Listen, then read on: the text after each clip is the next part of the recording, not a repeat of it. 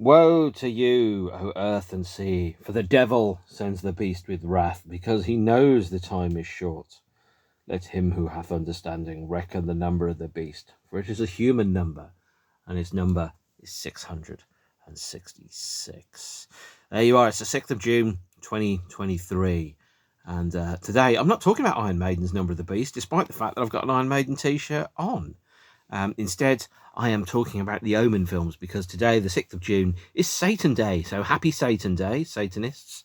And we are going to discuss, well, actually, when I say discuss, I'm going to monologue about the Omen films, primarily because you probably weren't expecting me to do that. To be fair, until this time yesterday, I wasn't expecting me to do that either. I was expecting to talk about Underworld and the Drift album.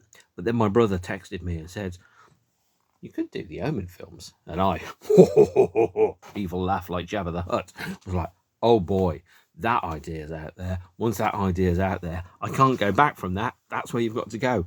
So I'm going to be ranking the Omen films, including all the films in the Omen pentology. Pentology is a word, apparently. There it is, the Omen pentology. And of course, from 1976's Omen to 2006's atrocious remake, including, but not limited to, the other sequels, such as 1978's Omen 2, which I've got here on a screen, because I don't, for some reason, actually have a physical copy of the artwork. So there's the Omen 2. That's a poster in a language that isn't English for you. You'll be seeing a lot more of that later, I guarantee you. So I'm going to rank the films, and I'm going to talk about horror movies on this most unholy of days. So we start off, I'm going to go in order of preference. I'm going to rank these movies in the order by which I think I'm going to start at number 5, because there isn't a 6th movie. If there was a 6th movie, I would start at number 6. I'm going to start at number 5, primarily because there's only 5 Omen films. And the worst of the Omen films, actually, I'm torn between 2 movies. I'm sure you can guess which ones they are. One of which actually is so bad, I've never made it to the end of it. So on the Omen pentology, we have Omen from 1976. We have Damon Omen 2 from 1978. Omen 3, Final Conflict, or Final Conflict as it was originally known, from 1981. We have Omen 4, The Awakening, a TV movie from 1991. And then we have 2006's The Omen, a remake so unoriginal that it went to arbitration about the script because so little was changed from the original movie. So, and it shows, by the way. It really, really does show. So we're going to go in order. We're going to start with number 5. I'm sure this is no surprise to any of you. It is Omen 4, The Awakening. Omen 4, The Awakening is an Omen, one of the very few films so bad I've never made it to the end of it. There is a very small subset of films in the history of mankind that fit in with this particular lowly place. Omen 4 is one of them. It's a film I was just like, this is awful. I think I got about half an hour into it, and I switched it off. It's a 1991 television movie of the week that somehow follows on from Omen 3, or The Final Conflict, with another one, the not quite Final Conflict, The Awakening, and is just awful. Apparently To the Devil a Daughter, the name of a 70s horror movie, clearly inspired this particular film, because it's like, oh, we're going to shake up the Omen films. We're going to give the devil, or the Satanas, Antichrist, Devil Child, whoever they might be, we're going to give them a baby, and the baby's going to be a girl. And then, of course, oh, look, citing an evil woman. What a not at all overlaid trope in the history of mankind. And it's so bad, I never made it to the end. So if you've watched it to the end, well, you're much braver than I am. Also, I'm afraid to say, perhaps, sometimes you really need to quit when you're behind. Because I was like, I'm only going to waste another 50 minutes watching this film, because it's only about 90 minutes long. I thought, no, actually, I'd rather spend that 50 minutes doing anything else. I don't even remember what I did instead, but it was not as boring as that.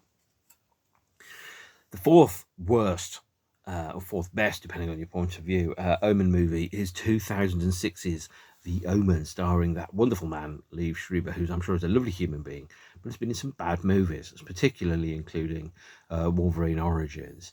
And Omen 2006 is a film that exists because of a release date.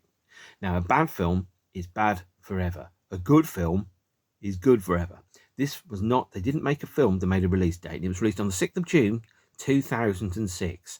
And that is the only good thing about it. Apparently, production started in October 2005. Somebody somewhere sat down and went, oh, it's 6th of June 2006 soon. Oh, that's Satan's Day. We should redo the Omen.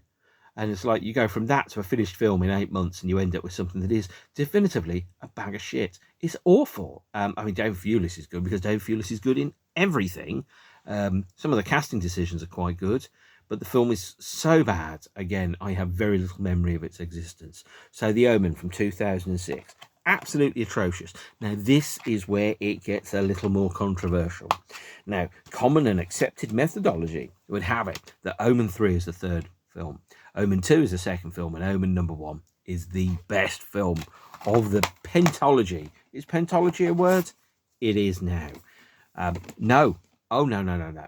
I'm going to go and mess with your ideas here, because the third best film out of all of this bunch is, in fact, something that's considered, in my opinion, I think it's really good. It's really underrated. There is a massive gap between Omen 2006 and the third film in the series. And the third film in the series, or more correctly, the third best film in the series, is 1978's Damien Omen 2.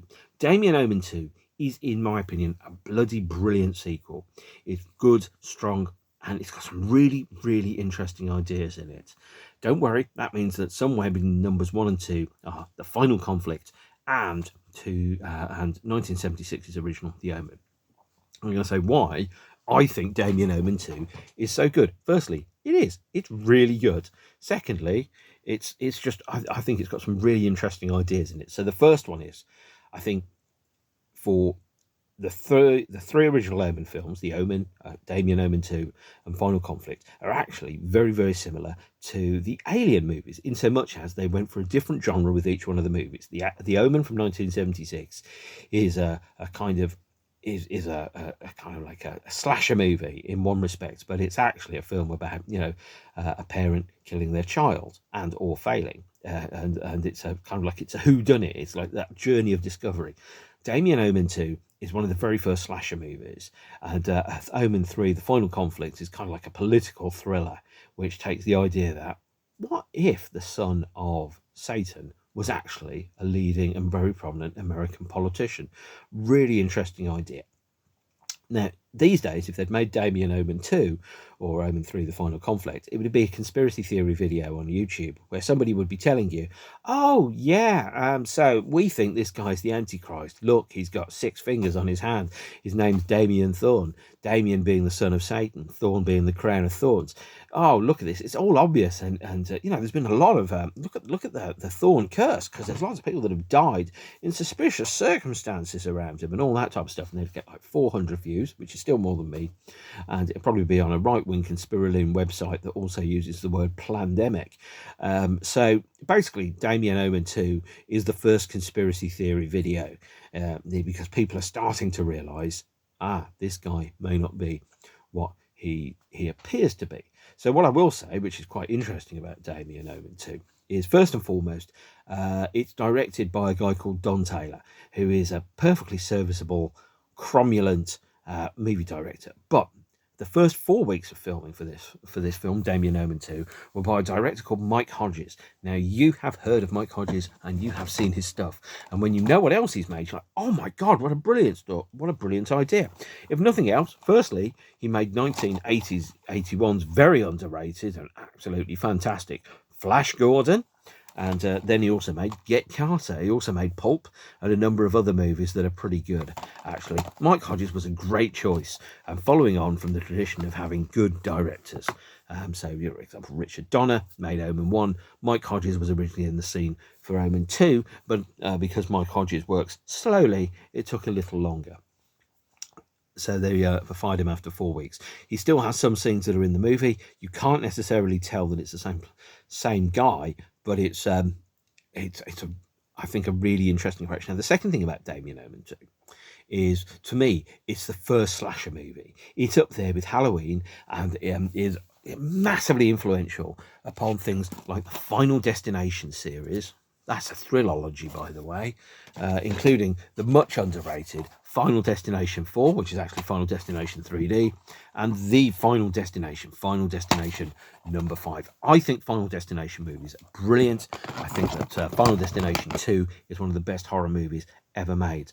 And if you disagree with me, that's great. Somebody's got to like, Witchfinder General and stuff like that. So Damien Omen 2, I think, takes a really interesting approach, which is that at this point, Damien is about 13, 14 years old, and he's been enrolled into a military academy stroke boarding school.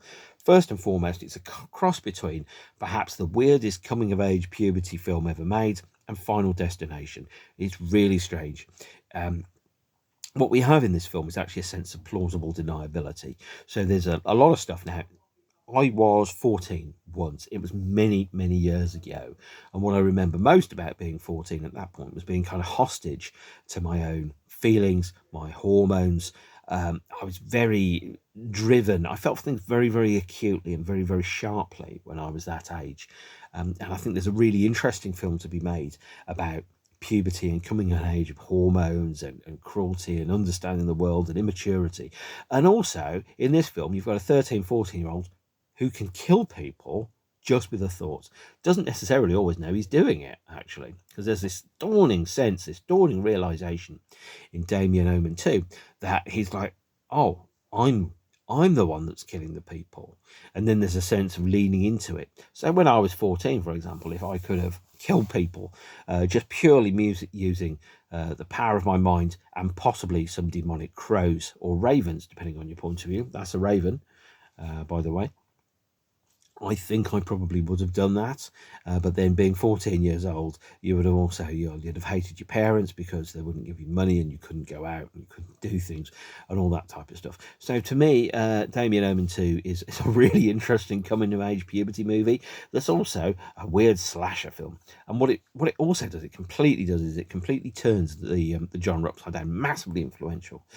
So you think about things like Halloween, Friday the 13th, Damien is up there with those. It is, very much at the front of the pack of those movies about a kid that can kill, and sometimes doesn't always do it. It's really, really interesting as a concept. There's also the element and the idea of plausible deniability. The idea that Damien is kind of getting used to this power that he has and trying to go, well, actually, I can't control it. Do I use it or do I not use it? Like the idea that you have in things like Superman is you've got this superpower, and do you lean into that? What do you use it for? Do you use it for good, or do you use it for evil? Do you use it to settle some scores, or do you do it to make the world a better place, or do you do it to just kill people in weird and inventive ways? And this is where Omen 2 really leans into the whole Final Destination thing. Now, if Omen 2, Damien, was a video game, it would be Lemmings. The idea being is that you set up the trap and then you just kind of wander off blindly into the trap and you die. So, for example, Final Destinations 1, 2, and 3. In each one of those films, once you get to about the second death in the first Final Destination, what you end up thinking is, okay, how's this person going to die? So the plot of Damien Omen 2, by the way, is deliciously simple. It is basically, Guy finds out that Damien is the son of Satan. Guy lives for no more than 20 more minutes on screen, dies in a weird and unusual way. That is how Omen 2 Damien works. It's just basically suspense and payoff, tension and murder.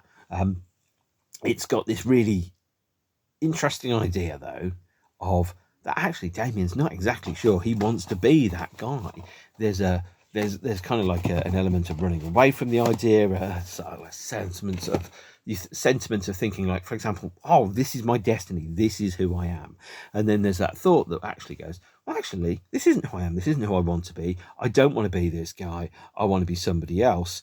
And you kind of think, okay, so if you don't want to be that guy, who are you going to be? And this the idea of manifest destiny, that your identity or an idea about who you are is predefined by things that you can't control. And so, for example, in much the same way as you think about, well, if you're a musician, you don't choose to be a musician, music chooses you. If you're the son of Satan, you don't choose to be the son of Satan, Satan chooses you to be his son. Not sure if that makes sense. I've got no personal experience of being the Antichrist, but I guess that's how it works. And it's that idea of going, right, so the the horror in this film, because the three main films all have slightly different angles. The horror in this film is not, it's not a who done it, it's not a when done it, it's a why done it. It's, why am I the son of Satan? What power have I got? What control have I got? Is this who I am? What am I going to be? And then leaning into it and accepting, the reality of the person that he is. It's an interesting kind of thought, is that in the concept of the film. It's also got some pretty exciting kind of deaths in it. There's a death by crow or raven, where somebody dies by truck, obviously also seen in Final Destination 2. There's a death in a lift shaft. There's a death on a railway. There's lots of really interesting ideas in it, but there is an element of looking at it and going, right, so we've seen a railway. It's like Chekhov's gun, but with more ravens. It's more like, you look at it and go, right, so there's a woman, there's a road, there's a truck, there's a raven. Okay, how are they going to die? And then you end up, almost part of the tension is kind of going, well, I think this is going to happen, but then that isn't going to happen. And it becomes quite predictable. And there's, various other deaths like that. Oh, look, there's a man falling onto the ice. Guess he's going to die. It's not particularly subtle at all. But it's coming. And part of the payoff is it's coming, and that's how it's going to be. But the horror in the film is twofold. The first one is about, am I who I say I am? But the horror also is that Damien also doubts who he is. He doesn't necessarily want to be the Antichrist. So the horror in the movie, and it's done quite sympathetically, actually, although the actor is, fair to say, working at the limit of his abilities. And when you have 13, 14, you're more sentient than you are 6 or 7. So perhaps it's more difficult for somebody to play that role. If the horror is that Damien doubts that he is the son of Satan, he's kind of, the horror is part of that horror is the discovery around who he is, and then having to go, well, I guess that's who I am now. I'm the Antichrist, and I guess I better be really good at Antichristy stuff. And as I said before, it's not really a horror movie as such. It's a roller coaster. It's a tension and release device. Damien's opposition in this movie are largely clueless. They find out something. He's got the DNA of a jackal, and nobody sits down and goes, oh my God, that's bizarre. Let's go and investigate that and report that to botany. It's like, no, he's just got the DNA of a jackal, just casually throwing it out there. It's kind of say, oh yeah, he's got 6 limbs and he's the son of the devil. Oh, is he? Oh, all right then. Can I have a cup of tea, please, Damien? It's like sat there going, oh, I can manifest the powers of hell inside a cup. I'll boil it just with a thought. That type of thing. And, it's a very interesting kind of approach. Oh, I don't know what I pressed there. Something, probably the wrong button. I'm not really used to iPads or tablets. So Damien Omen II I think it's a very strong film. It also, by the way, I think it's the first film appearance by Lance Henriksen. So the film gave us Lance Henriksen, who is brilliant in everything I've ever seen him in. Even in films he's in that are absolutely terrible, he's really good in them. He's just been, I think, underserved by the material that he's been given over the years, it's fair to say. But Damien Omen 2, I think, is a really strong movie. I really like it. It's third on the list because it's not number 1, because you can't necessarily guess it correctly. But I think it's also what I find perhaps most frustrating about Damien Omen 2 is effectively, Damien's going to win. This is like watching a Superman movie, which is, the main protagonist is Superman. Superman can do anything he bloody well wants. He's fucking Superman. He's super, he can fly, bullets bounce off him. The only thing that can hurt him is some weird nondescript green crystal that's got like 0.3% nicotine in, according to Richard Pryor in Superman 3. And a film where you've got Superman as your protagonist, effectively, Superman's going to win, in the same way that when you watch Omen 2, the Antichrist is going to win because it's the son of fucking Satan. He's not taking like part-time gigs here. This guy is clearly extremely, very bloody powerful indeed. And you don't have to worry too much about that because, frankly, it's the son of Satan. He's going to win. That's how it works. That's how it works. I know that's how it works.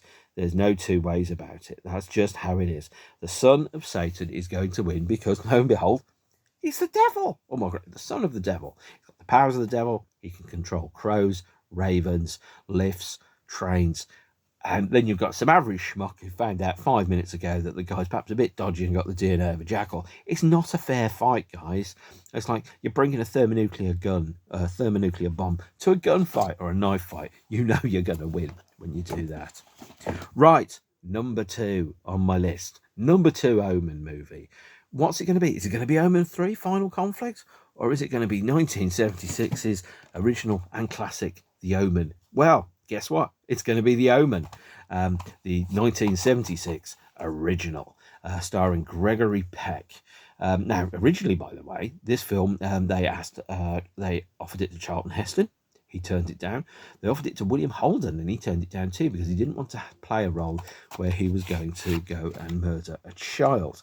Okay, so the horror that we've got inside The Omen is not what you think about your standard horror. So your standard horror movie might be, oh, there's a monster and it's going to kill everybody. No, the horror that's inside The Omen is the fact that actually a parent is going to murder his own child. Though it isn't his own child, he's going to murder his child. And that is perhaps one of the great social taboos that there is. Think about social taboos that you've got. Murdering your own children is probably way, way, way up there. It's like one of the really very bad things that you absolutely shouldn't be doing.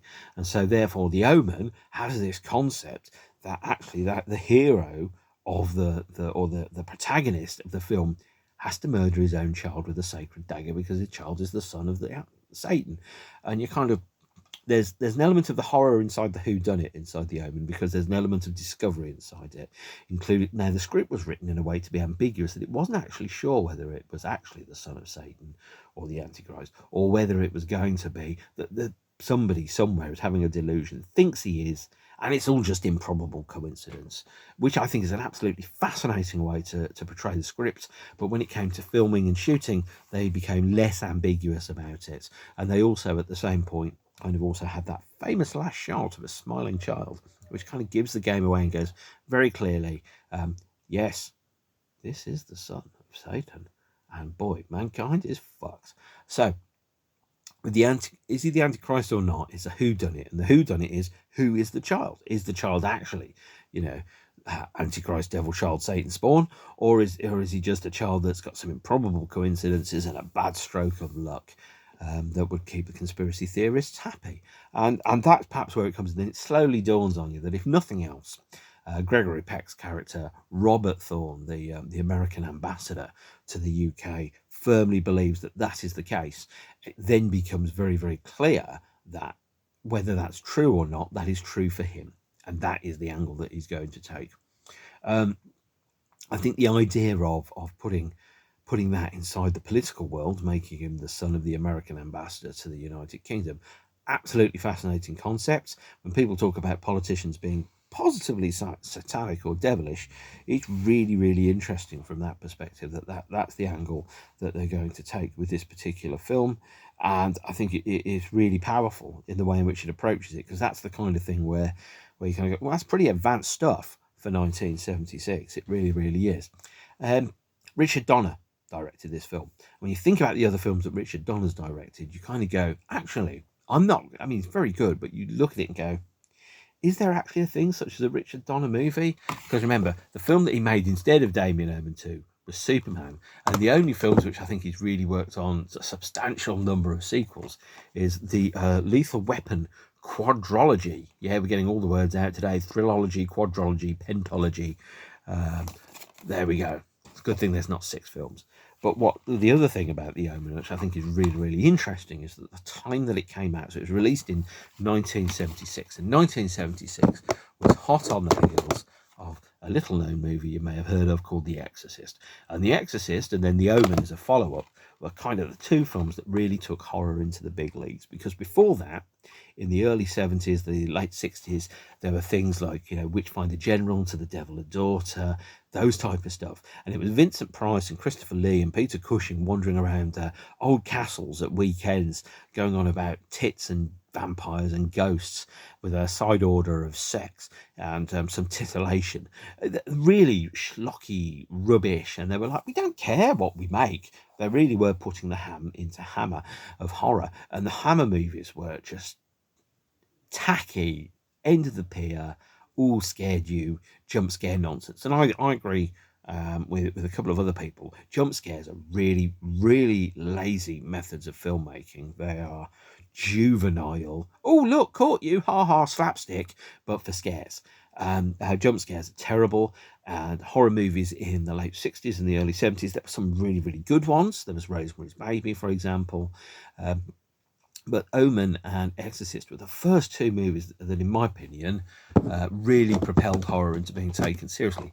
Even The Wicker Man, one of the best horror movies of all time, and starring Iwa Wuwa, but it had Christopher Lee in it. It was kind of good by default. And the reason that I think The Wicker Man is so highly regarded is because you look at the other horror movies that were out in the 60s, they were mostly like cheap, titillating trash. With my cat would be smarter than the script to most of the Hammer movies, and I've seen most of the Hammer movies. But whereas The Omen and The Exorcist, we're going to put big money into this. We're going to get decent, good actors: Max von Sydow, Gregory Peck, for example, William Holden for Omen 2. We're going to get composers that have got a good pedigree. Jerry Goldsmith's score for The Omen 2, and The Final Conflict, by the way, are absolutely phenomenal. He won an Oscar for The Omen, which is the only horror movie which has won an Oscar for Best Original Song.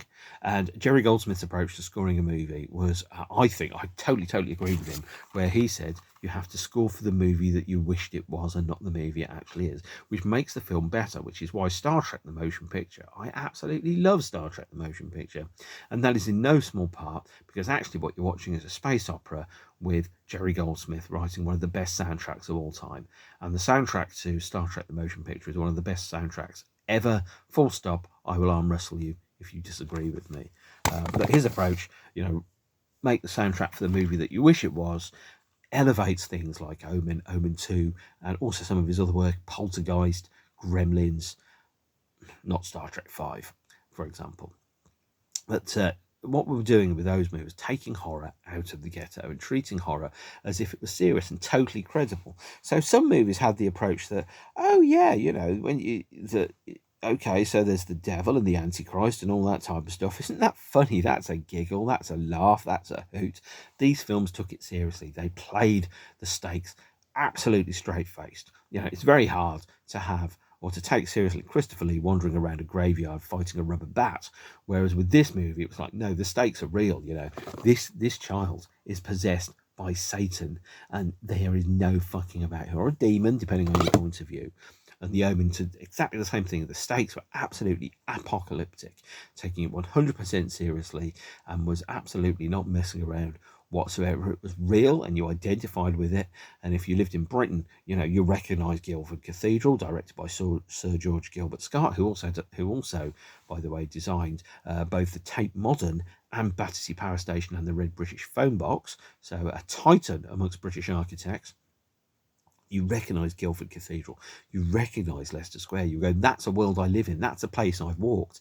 Whereas when I was watching horror movies that are set in America, although Damien Omen 2 is officially set in New York, but actually shot in Chicago for tax purposes, when I went to Chicago, there was an element of going, Damien's been on this subway.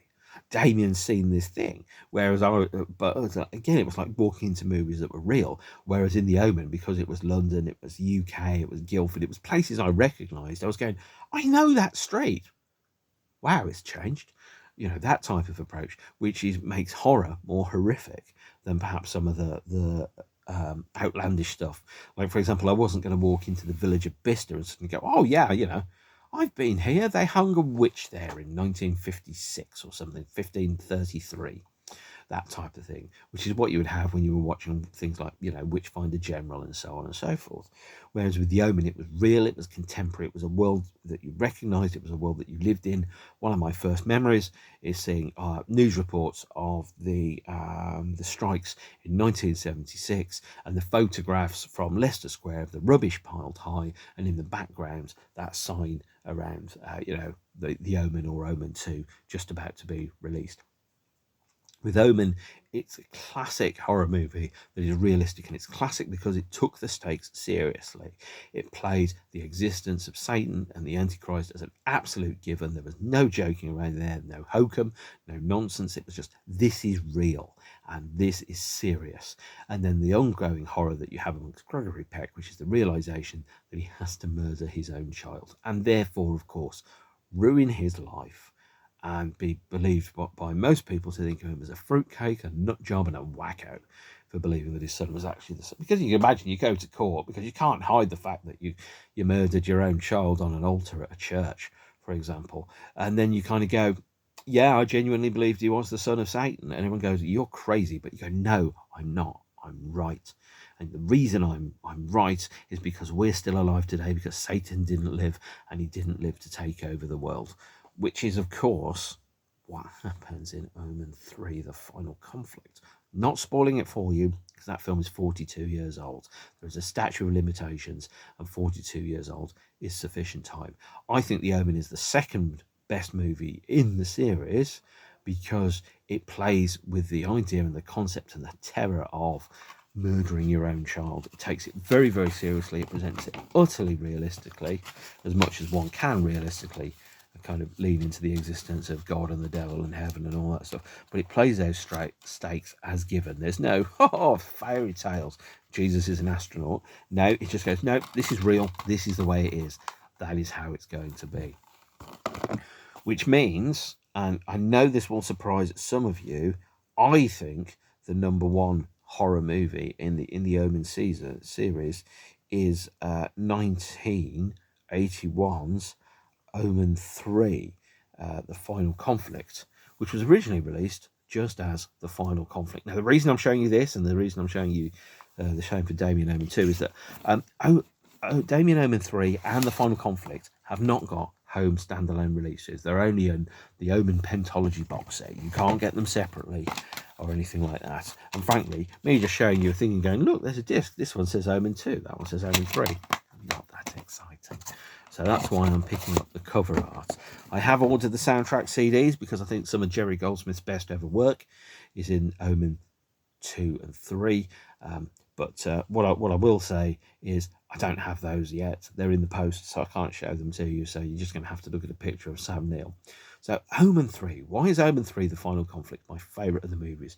Well, there's a number of reasons for it. The first one is Sam Neill. It was Sam Neill's first major European/American role, and he's phenomenal. He's chewing the scenery. He's playing it totally straight. He's absolutely a career-making role. And when I think of career-making roles, you think of Colin Farrell in Minority Report. You think of Sam Neill in The Final Conflict. It's a role where suddenly they go, yeah, this is the best role I'm ever likely to get. So I've really got to take this with both hands and absolutely knock it out of the park. He does an incredible job in this. He's utterly convincing. And his post as the now American ambassador to the United Kingdom, basically superseding his dad's post, is absolutely fascinating because it ties in with the conspiracy theories and all the elements that sit alongside it, but also the idea that actually somebody who's working in politics is not a good chap. Now, there's the political theory, which is called the good chap theory, the idea that everybody that works in politics is a good chap. They're trying to do their best. They want to make the world a good, better place. They're doing their best to do it. This one blows that out of the water. Politics in the UK relies on the good chap theory, which again is, and it follows the idea of 2 pints and a puppy, which is another good barometer, which is if you want to trust a politician, the question you have to ask yourself is, will I go for 2 pints with him or will I trust him with a puppy? Because if the answer is no to both, you probably shouldn't vote for them. Not that that necessarily stops certain people from voting for certain politicians. But for Omen 3, the concept of the good chap theory is he's pretending to be a good chap, he's pretending to be a diplomat, he's pretending to do all these things. He isn't. Yeah, he's actually, the child of Satan who's aiming to become the American president, to take over the rule, take over the world and succeed. And that's a fantastic conceit. It's one that's not addressed enough because, again, like Omen 1, Omen 2 and Omen 3, all the stakes are played completely straight. This is just given as a fact that, yes, the devil is real, religion is real, angels and devils and demons and Satan are all real. And there's no melodrama around that. It's just given. And that makes it convincing. The other thing about the film, which I think I really, really love, is that it inverts the concept of Damien Omen 2. Damien Omen 2 is effectively Damien killing people to protect his position. In Omen 3 Final Conflict, Damien is the target, and we have the monks that have risen up and are aiming to murder him through various mechanisms. So in fact, instead of it being like Omen 1, which was the parent killing the child, and Omen 2, which was the child killing the people that threatened his position, Damien in Omen 3 is the victim, and he's fighting off all these murder attempts and succeeding, mostly. But it inverts the cliches that we've got. So whereas, for example, instead of Halloween, you have the Shape as the bad guy, in Omen 3, the good guys are the bad guys, and you're kind of rooting for Damien to win, because the way Sam Neill plays him is kind of charming. You could sit there and go, yeah, I could like this guy, I could have a laugh with him. He wouldn't be, he wouldn't be a comedian, but he'd be a very tolerable, very intriguing and very charismatic politician. Really, really interesting approach in Omen 3. He also, by the way, expands out the universe in a way that's very similar to Star Wars. And also, by the way, one of the best sequels of all time, Happy Death Day to You, which I think is absolutely brilliant, because it takes everything that you know about the first film and suddenly it goes, but there's this whole extra stuff. So you think about it, there's a trend in AI at the moment to fill in what's going on around the sides of various well-known pieces of art, Munch's The Scream, Van Gogh's whatever it was, and the Mona Lisa. And go, this is what was happening just outside of the frame. Damien Omen 3 does the same thing as Star Wars. It's got this fully realised world that exists, and you only see glimpses of it, but you see enough glimpses of it to know that it's real, or at least it feels real. It feels fully thought out. So we've got, for example, the Brotherhood, which is the people that are working effectively Satanists, and they have a meeting of them, and it's not just white dudes that are affected or afflicted and dispossessed and unhappy with the state of the world. You've got pensioners, you've got politicians, you've got children and schoolboys and scouts and all those type of things, and they're all Satanists because they believe that that's the way, and that's realistic and it's thought through, and it's implied as well. There's an implied universe that exists and has its own consistency. If you're going to create a slightly different version of reality, whatever version of reality you create inside a narrative, it has to hold up, and it has to explicitly work in the context of everything that's happening around it. You can't suddenly go, oh yeah, they fly now. Or you can't suddenly go, yeah, R2-D2 can fly, because narratively I've stuck him into a corner. I can't quite work out how I'm going to get out. I'll make him fly. The Deus Ex Machina, lazy plotting by incompetent writers with names that rhyme, like Lehman Dindelhoff, for example. And what we have is just this idea of a fully realised world that we're just seeing a portion of because it's only relevant to the story that's being told. There's another couple of things around the Final Conflict that I absolutely love, by the way. Whilst effectively it is a video game of, for example, it's a video game movie in so much as it's a bunch of monks trying to kill Satan, and you're kind of rooting for the good guys most of the time, but then you also kind of go, yeah, this Satan's actually, it's not clearly cut. He's not 100% evil. It's just like, well, I just want to be powerful, and I just want to rule the world, and I think my way is really good, and it's not unsympathetic. It's more kind of quite plausible, actually, when you watch it. It does a couple of really interesting things in inverting what's the known and established reality. So, for example, there is a sex scene where Damien gets somebody pregnant, hence Omen 4, the abomination, which we're not going to talk about, because of Damien's preferred orifice. Is not the standard one used for procreation, yet somehow he gets somebody pregnant that way. It's kind of like I was going to say delicious, but maybe that's not the word. It's a slyly cunning inversion of the Virgin Mary myth. A really, really interesting approach to take, by the way. But then, of course, you go, of course that's how Damien gets people pregnant, by going up the back route, because that's exactly how he would do it, wouldn't he? Because he's the devil and he doesn't do things the normal way. The second one is around the growth in his powers. So in the second film, he very clearly has the ability to control influences, objects, events, ravens, animals. By the time he gets to the third film, yeah, he's what's the word I'm thinking of here? By the time we get to the third film, he's now starting to control dogs, larger animals, things like that, potentially people. And there's a theory which is shared by William Friedkin, who was obviously the director of The Exorcist, but also echoed by Spalding Gray in Swimming to Cambodia, the idea that you can have periods of time when in fact a nation or a party or a group of people become subject to demonic possession, like a cloud of evil that's flying over the world, and it lands on certain places at certain points in time. It's 1950 and it's going to go and land in Russia. 1933 it's going to go and land in Germany. Then it's going to go to Cambodia. Then it's going to go and land in America in 2016. Those type of things. The ideas that sit behind that is the idea of a mass satanic possession, where in fact what we've got Damien that's graduated beyond providing control over ravens and then dogs. It's again, he's controlling people. He's making them think things and making them think that their thoughts are their own thoughts, but they're not. He's put them in there.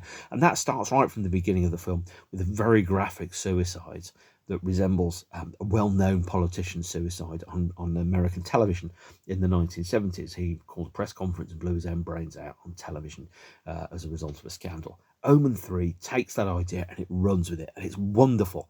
And one of the reasons that I love this film, it's my favourite Omen film, is because it plays the stakes seriously and straight-faced. There's no mucking about. There's no Satan isn't real. No, Satan is real and he will fuck you up. That is the approach that this film takes, and it does it seriously and it plays it totally straight, and it really leans into the whole full-on mystic representation of forces that are outside of your control. Things like Holy Trinity, stars aligning. You get to see, a representation of what I think is the Holy Ghost in a way that is both utterly realistic and utterly beautiful, in a way that really has only ever been matched by Raiders of the Lost Ark, actually, in so much as it plays these games and it plays them for keeps, and it's deadly serious, and there's no humor. It's just, it's real. It's real, and deal with it, because there's no mucking about. That is really the way it is. It's got some beautiful sequences shot in Fountains Abbey.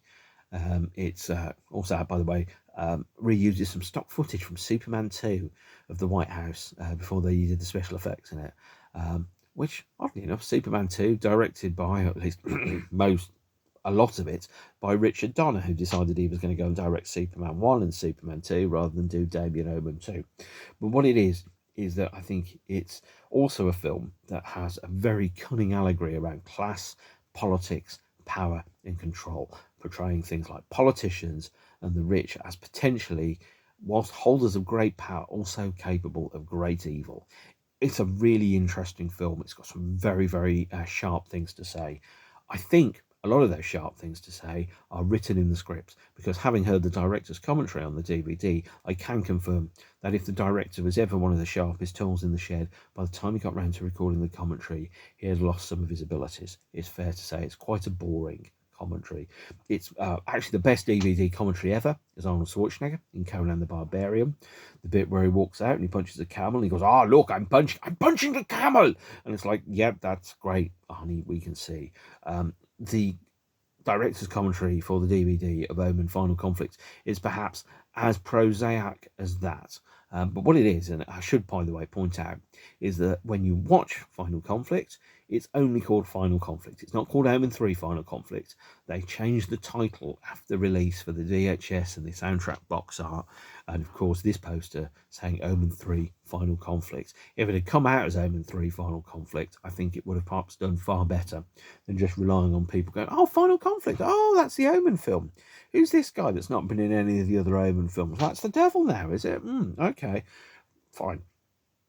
It is, in my opinion, one of the best horror movies that there is. I think I might have done my rundown of my favourite horror movies and it isn't in there. This one's probably numbering about number 15. It's a very, very solid horror movie. And I think the only other thing that I think I will say about it is that it is, I think, a really interesting approach to the subject matter. Now, the big elephant in the room is time travel, because if you watch Omen 1, it's set in 1975. If you watch Omen 2, Damien has become 13 years old and is set in 1978. You watch Final Conflict, it's set in 1981 and Damien has suddenly become 30 years old. If you ignore the fact that the chronology doesn't work in that respect, these films become a heck of a lot better. Oddly enough, no one ever remarks, goes, 3 years ago, mate, you were 14, you're 31 now. How's that work? And does this mean you're going to be 80 by 1985 and then you're going to be dead? Like the guy at the end of Indiana Jones and the Last Crusade who ages very, very quickly. Can't we just rely on that happening? And as long as we don't kill you in the next 3 years, you're going to die of old age in 1986, the equivalent of the age of 182 or something. No, they're not mucking about. They're going, actually, the only way to kill the son of Satan is to use some sacred daggers and to knife him inside some holy grounds. And then, therefore, suddenly that's going to put him to the end. But then that last bit at the end of the film where you think all the way through to the end and you kind of go, is he going to win? Is he going to win? Because, hey, he's Satan. And remember, Satan is like Superman and he's super powered and he can control all manner of things. But then at the end, he's going, I've got no dogs around me. I can't control the dogs. I haven't got any ravens. There are no small animals I can control and bend to my will to save my ass.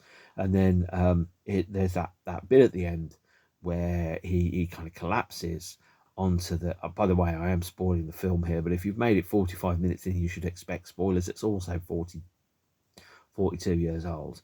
The bit where he collapses at the end whilst the vision of the Holy Ghost appears in front of him and he says, Nazarene, you have won nothing. It might be Jesus, actually, I'm not sure. And it's a beautiful shot. And it was a moment that actually made me think about just actually... there has not been a film that I have seen that realistically depicts inside major mainstream Hollywood movies the existence of, the tangible existence of something as momentous and magnificent and huge as God and Jesus and Satan and everything that goes with it in a realistic way. They're kind of alluded to, but you only ever get to see glimpses of them in things like End of Days and so on. Final Conflict is one of the very few movies that actually plays those stakes totally straight, totally real, and totally as if it is part of reality. Now, I'm not saying it isn't, I'm not saying it is, but it plays those stakes completely accurately in a way in which most films don't. Most films kind of go, God, Jesus, etc. But nothing actually goes, yeah, this is how bad apocalypse is going to be. This is how the son of Satan is actually going to act. And it's brilliant in telling the story around that and taking it seriously. So, in conclusion, I think the Omen films are absolutely fantastic, actually. They're really strong films that depict in a very realistic way the accuracy and the tangibility of the existence of deities. Things like Thor and whatever will kind of joke at you about certain things, and they'll go, "Oh yeah, there's ghosts and whatever." But what this one actually does is it just plays it completely straight out there, and it just goes, "No, these are the stakes. This is how it really is. This is the world that we live in, and Jesus is part of it." So there we go. That is me. I'm going to wrap up here and just go, that's my ranking of the Omen films, which you didn't know you needed, and now you do. So that is, there we go. Omen, Omen 2, Omen 3, Omen 4, The Abomination, which is terrible, and of course 2006's Omen movie, which is terrible, and we must never speak of it ever again. So there we go. Thank you for your time, and I will see you all again, hopefully soon. Take care of yourselves and each other, and stay beautiful. All right. Bye.